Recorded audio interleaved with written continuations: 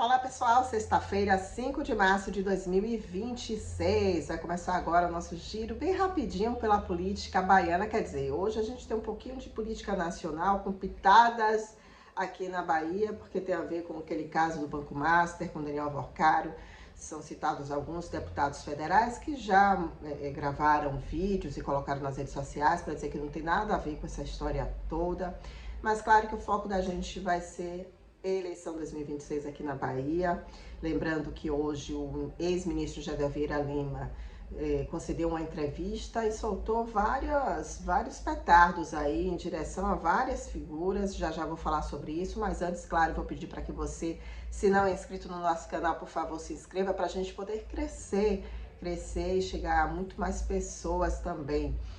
E claro, falar para você acessar o nosso site, aquissopolitica.com.br, lembrando que a gente está nas redes sociais, no Instagram e também no Facebook com esse nome, Aqui Só Política, só aqui no YouTube que é TV Aqui Só Política. Então vamos lá, minha gente, falar sobre os temas que eu falei agora para vocês, que é Daniel Alvorcaro, Banco Master, políticos baianos e também eleição 2026. E claro, tá passando um carro de som aqui para atrapalhar a minha gravação, só que eu não vou gravar de novo não. Já é a terceira tentativa, minha gente. Pelo amor de Deus, não dá não.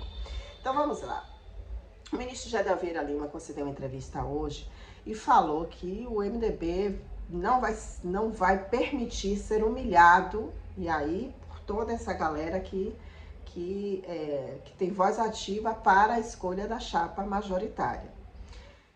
Ele falou sobre o Partido Avante, e aí quando ele coloca na balança e faz o comparativo, o MDB é mais robusto do que o Avante, embora o Avante tenha um número grande de prefeitos, mas quando você vai para a questão nacional, o Avante ele não tem um tempo de televisão e também não tem verba eleitoral, né?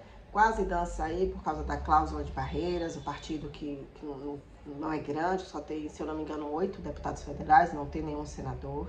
E aí ele fala do poder do MDB, que é o sexto ou sétimo maior partido, com números de deputados federais, com dinheiro, né, com fundo eleitoral, tempo de televisão, e isso é muito importante. Então ele coloca na balança e ele olha como se o MDB realmente tivesse mais força, mais poder do que o Avante, que é um partido que aqui na Bahia foi vitaminado pelo ministro da Casa Civil, Rui Costa.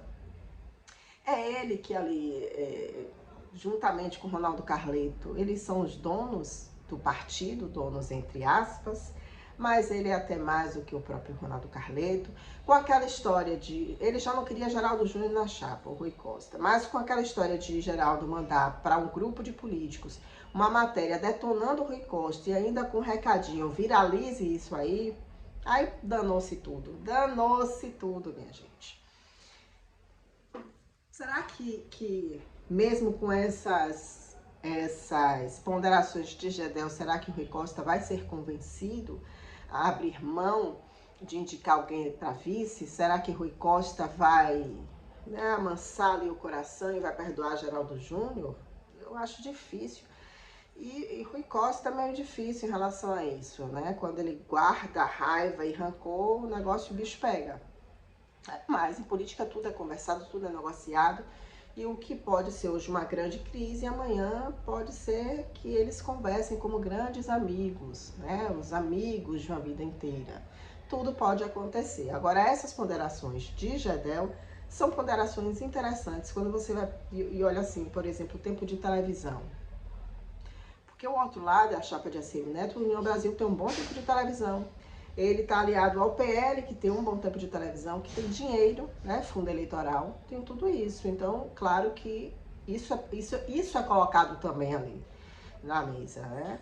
Agora, a questão é a seguinte, diante de tudo isso, diante de uma insatisfação que já existe interna em relação ao nome de Geraldo Júnior, em relação a esse equívoco tecnológico que Geraldo disse que foi, um equívoco tecnológico de mandar essa mensagem para um grupo de política. Diante de tudo isso, tem clima para a permanência de Geraldo Júnior? Eu acho, não vou falar que é impossível, né? Mas é muito difícil.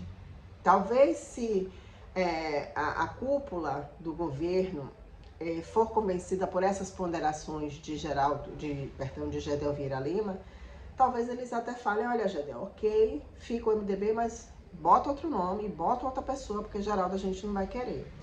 Tá se caminhando para isso. Tá se caminhando para isso. Pro outro lado, desde ontem ou de anteontem que surge essa coisa, né? O Avante vai indicar alguém. Falou de Ronaldo Carleto já disse que não quer, ele quer ser o suplente de Rui Costa. Falou do prefeito, ex-prefeito de Irecê, Elmo Vaz já deu declaração de que não vai deixar a disputa dele de deputado. Ele quer ser deputado, não vai para vice. Aí vem se falando vários outros nomes e até agora não tem nada de concreto em relação ao Avante, talvez nem exista. Uma outra queixa de Gedel, assim, foram várias coisas que Gedel falou nessa entrevista, é a respeito dos candidatos a deputado federal. Gedel já estava ali articulando com alguns nomes para que esses nomes entrassem no MDB e pudesse puxar a votação até para poder eleger Jaime Vieira Lima, que é o primo dele. Só que o Rui Costa foi lá e tomou essas figuras. Aí Gedel tá pistola com isso. E vai botar em outros partidos, a exemplo do PDT.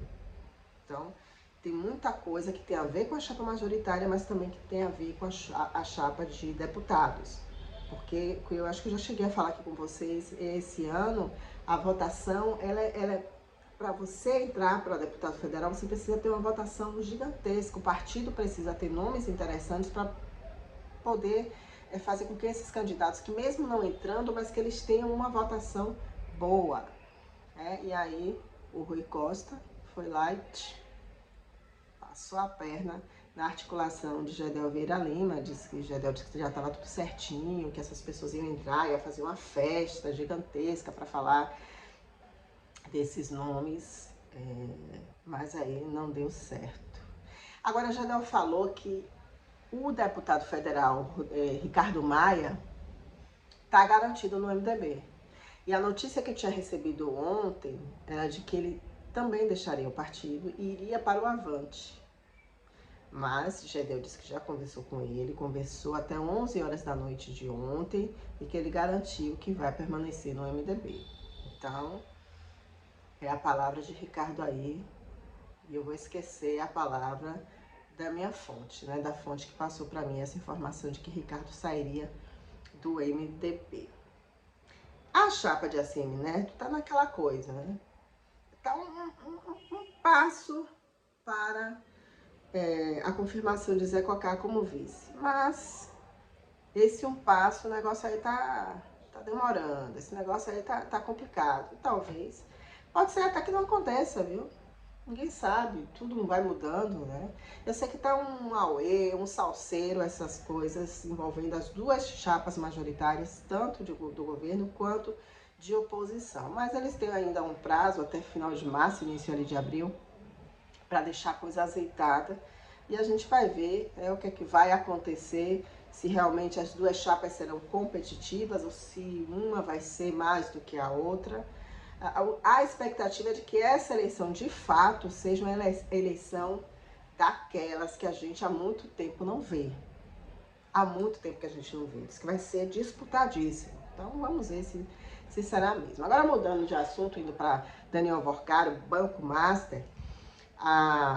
Vocês estão acompanhando aí as conversas de Daniel Worcaro com Alexandre de Moraes.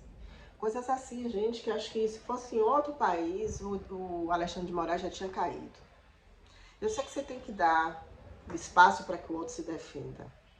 Eu sei que você olhando ali, a princípio, aquelas conversas, não existe um crime.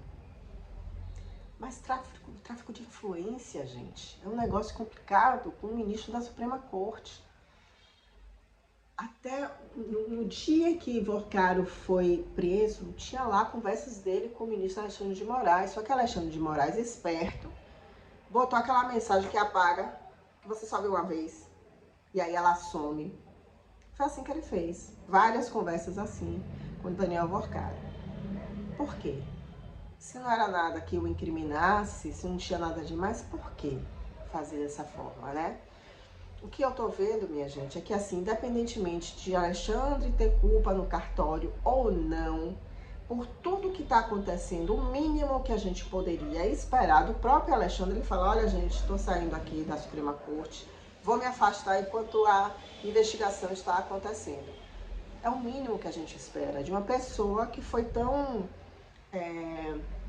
dura nos seus julgamentos, sobretudo com relação àquelas pessoas do 8 de janeiro. Algumas ele acha, na minha ótica, ele extrapolou, outras que eu acho que assim, foi lá, incentivou, beleza. Mas aquelas pessoas que foram lá, meio sem saber o que estava exatamente fazendo, sem ter a noção exata do que aquilo representava, e você ser tão duro assim. Então, assim, eu tenho as minhas críticas e minhas ressalvas em relação a Alexandre de Moraes, sempre falei isso, sempre. Mas, enfim, ele é uma figura que uns odeiam, outros amam, e os que amam lembram muito da defesa dele pela democracia. A questão é, ele fez realmente uma defesa da democracia, mas isso que está acontecendo agora, eu acho que dá uma anulada nisso que aconteceu aqui. Ou se não anula, uma coisa é uma coisa, outra coisa é outra coisa. O mínimo realmente que tem que acontecer é ele ser afastado. Em relação aos baianos que foram citados, estavam lá, baianos que o telefone estava lá na agendinha de Worcaro, o deputado João Gabacelar, o deputado Márcio Marinho do Republicanos e o deputado federal Diego Coronel, filho do senador Ângelo Coronel. Esses dois aí gravaram um vídeo dizendo que nem sabem quem são, eles dizem, não conheço o Daniel Worcaro, nunca vi mais gordo, nunca vi mais magro. O Diego Coronel, inclusive, disse para tirar completamente do radar essa história de que eu tenho algum envolvimento, assinei CPI para investigar o Banco Master, quero saber o que foi que aconteceu, não tenho nada, nenhuma ligação com esse banqueiro, e que hoje é um presidiário, né? A mesma coisa o deputado Márcio Marinho, disse que não conhece, nunca viu e também fez algumas investidas para que a CPI acontecesse. Então, minha gente, essas são as nossas notícias de política de hoje. Tá fraquinho hoje, né? Tá fraquinho porque a gente acaba se repetindo muito. Mas esses bastidores aí da política envolvendo a vice, claro que tinha que trazer, embora seja já um assunto batido. E essa também dos deputados se defendendo aí de uma possível ligação com o banqueiro e agora presidiário Daniel Worcaro. Eu volto segunda-feira, tá bom? Um beijo, um excelente final de semana e, por favor, se inscreva no canal, faça a gente crescer. Beijão, tchau, tchau.